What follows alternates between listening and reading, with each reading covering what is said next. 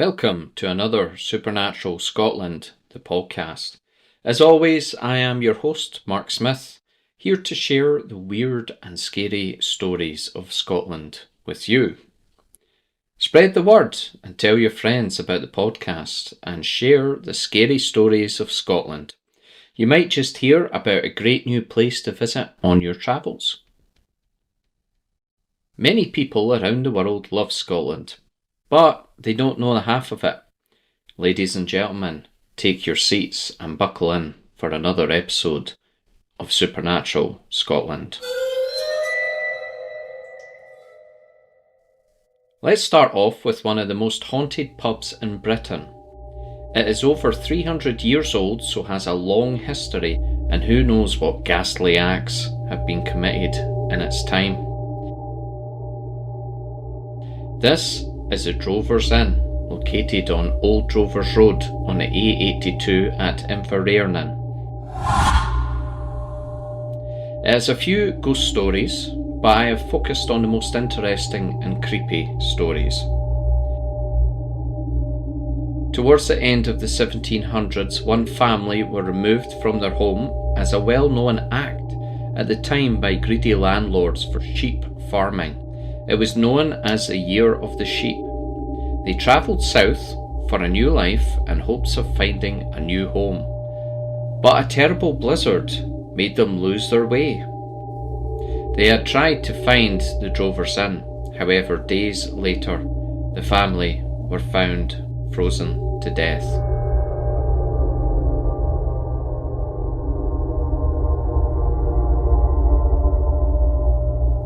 It is claimed the family has been seen wandering during the winter months near the Drovers Inn. One couple who stayed in room 2 claimed to be awoken during the night when the room became freezing cold, only to be shocked by a young family standing at the foot of the bed shaking from the freezing temperatures.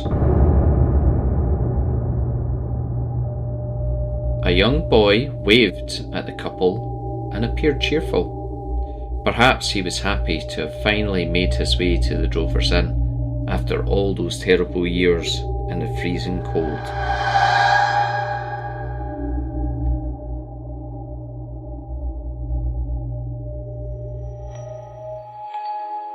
There was once a girl that lived close to the inn. She played as normal at the River Falloch behind the inn. She sadly picked the wrong day to play in the river due to heavy rainfall. The river was higher and stronger than normal. The girl dropped her doll into the river, and while trying to rescue her favourite doll, she was caught in the undercurrents. She was found later downstream, having died in the freezing waters. She was pulled from the river and they laid her poor and frozen body down in room 6. Her body stayed in room 6 until her burial in the local graveyard. Guests staying in room 6 have awoken during the night, feeling the presence of a frozen and wet body lying next to them in bed. Can you imagine waking up in a place you don't know very well, feeling an icy cold and wet body beside you? It is also said the doll has appeared and disappeared at times. I would like to think the girl in death found her favourite doll.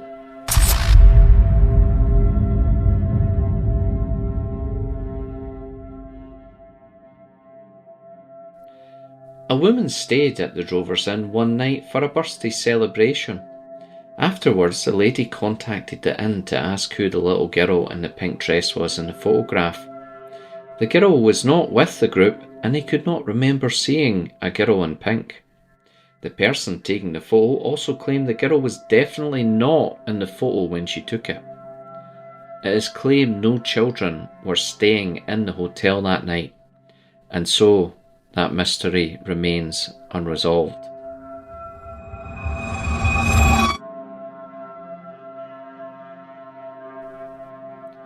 Another ghost claimed to be seen from time to time is Angus, the cattle drover. Angus, after travelling many miles from the Highlands, decided to stop for the night to rest his cattle at the Drovers Inn. Angus had drank himself silly that night, and he woke later than planned. To his horror, the cattle had been stolen during the night. Angus had no choice but to return to the chieftain he was supposed to deliver the cattle to. The man was a ruthless and brutal chieftain who, upon hearing the news, killed Angus's family and his girlfriend.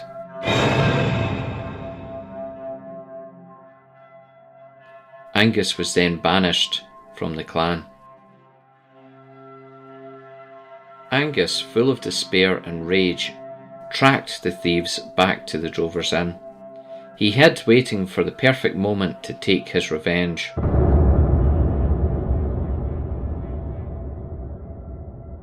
Angus was unaware he was spotted earlier, and they knew he was seeking revenge.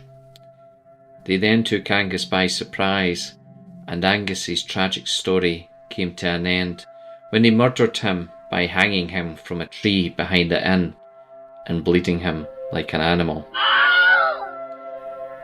Angus has been seen many times during the night screaming in pain and wandering the area. Poor Angus, what a terrible way to go after losing his family and his girlfriend.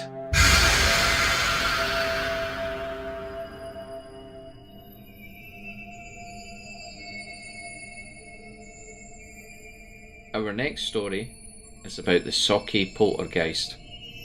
This poltergeist terrorised a family in the village of Sauchie in Clackmannanshire. Now let me start off by explaining what a poltergeist is for those that don't know. A poltergeist is not just a normal ghost. Poltergeist translates from German as knocking spirit.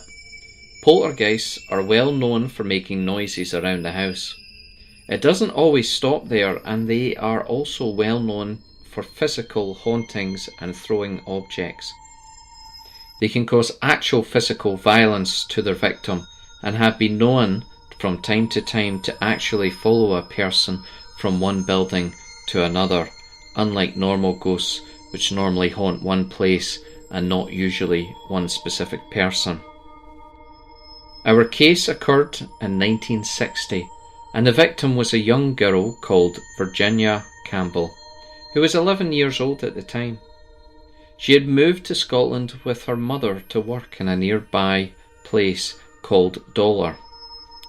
Her father stayed in Ireland to work on the family farm. Virginia was obviously stressed by the moving away from home and from the rest of her family.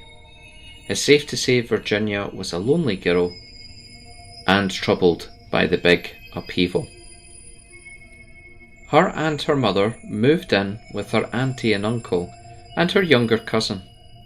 As it was a small home, she had to share a room and bed with her younger cousin. Her mother found work elsewhere and moved closer to her work, leaving poor Virginia to live in Sauchie and unintentionally put more pressure on the little girl. It's recorded that Virginia was a very shy girl anyway, and was made to move to another country and then to be abandoned by her mother with family she likely did not know very well. The first sign of the poltergeist occurred on the 22nd of November 1960. Virginia and her younger cousin Margaret lay in bed and began to hear strange noises. It is said they could hear something like a ball bouncing. When they shouted her uncle, he told them to go to sleep. It was just their imagination. He would soon realise how wrong he was. When the sounds continued, they ran downstairs, followed by the noise, which seemed to follow them all the way downstairs. The noise then stopped and everyone was confused and likely freaked out. The adults thought the kids could be playing a prank, but this was not the case. When the girls returned to bed, and only after a few moments, a knocking started, and it appeared to be coming from the headboard. They even moved the kids to another bed to see if it stopped. It did not.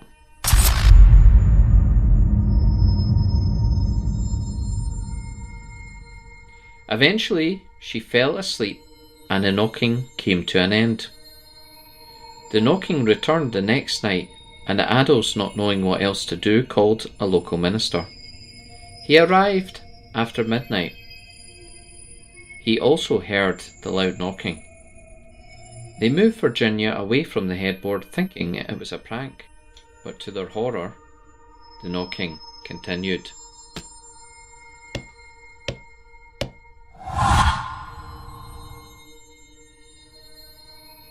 Then a large, heavy linen chest near the bed began to rock and floated just a little off the ground. It then moved towards the bed. It then stopped and returned to where it belonged. The kids were terrified and the minister did not know what to do. Other strange happenings occurred. There was scratching sounds coming from different parts of the property, to things moving on their own, and the knocking continued. On November the 25th, the girl returned to school after having days off due to the incessant knocking. During the lesson, she noticed another desk's lid opening on its own. The teacher later reported the lid of Virginia's desk had opened also and closed 3 times, and then the girl had struggled to keep it shut.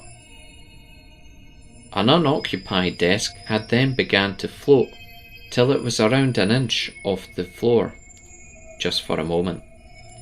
The strange happenings continued, and items continuing to move on their own. The knocking continued, and so did the bouncing ball sounds. The haunting continued to increase in strength, and eventually the story hit the papers. Some believed the girl had psychic abilities, and every time she was feeling emotional, strange things would happen.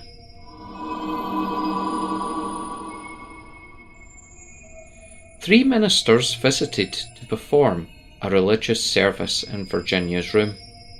During this time, the knocking and scratching was heard. The poltergeist appeared to lose strength after the service, although it still tried to haunt the girl. The girl, having gained confidence, eventually gave the poltergeist the nickname Wee Huey. Some more activity continued, but not on the same scale as it had previously.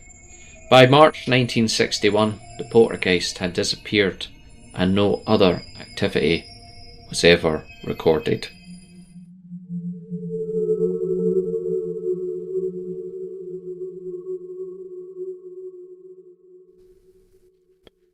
And now for our creature feature.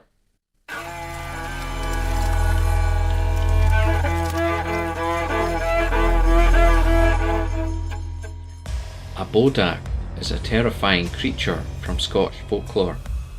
It is small and looks like a creepy old man.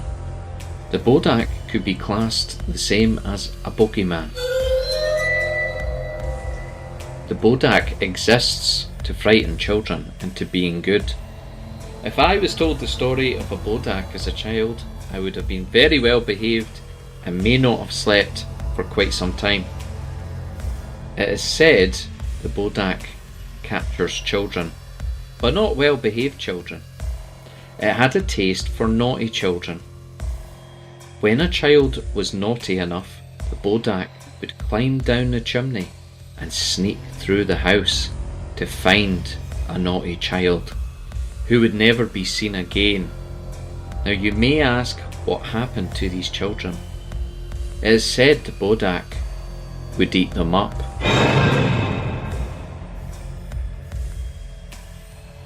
It is also said that if you catch sight of the Bodach, it's a bad omen and that someone will die very soon.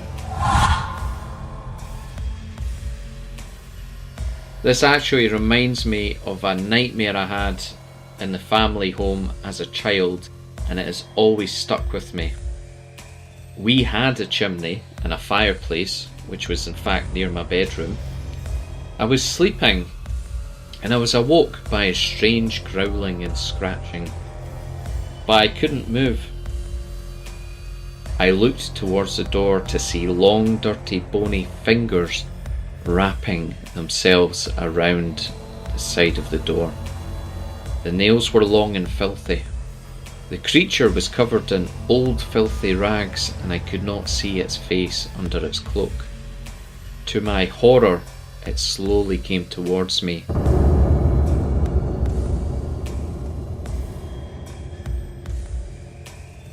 It was one of these nightmares where you couldn't move and was frozen. But I had my trusty watch which glowed green when you touched a button. And as the creature came for me, I tried with all my strength to reach down and press my watch. As the creature, who was short, looked down on me, I managed to press the button, and the watch glowed brightly, making the room look green. The creature jumped back, and I looked towards the door. The last thing I seen was its bony fingers sliding behind the door.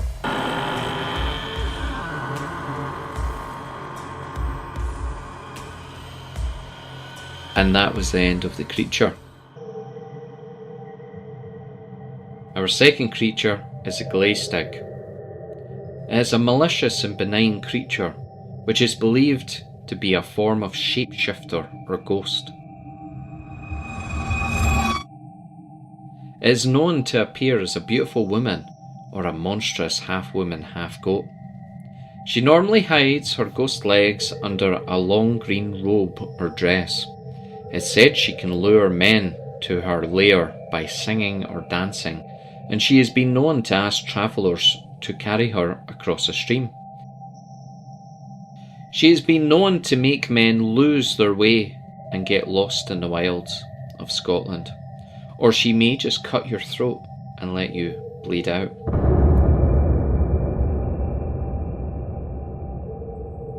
She likes to drink men's blood.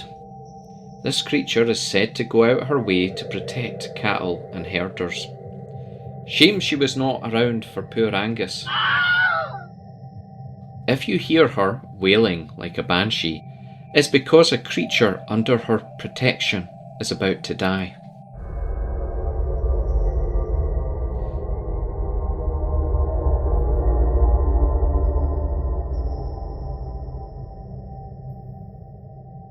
And that is the end of this episode. Thank you for listening. You must remember to behave yourself to avoid the Bodach, and to be wary of beautiful women in green. You never know how thirsty they are. Goodbye.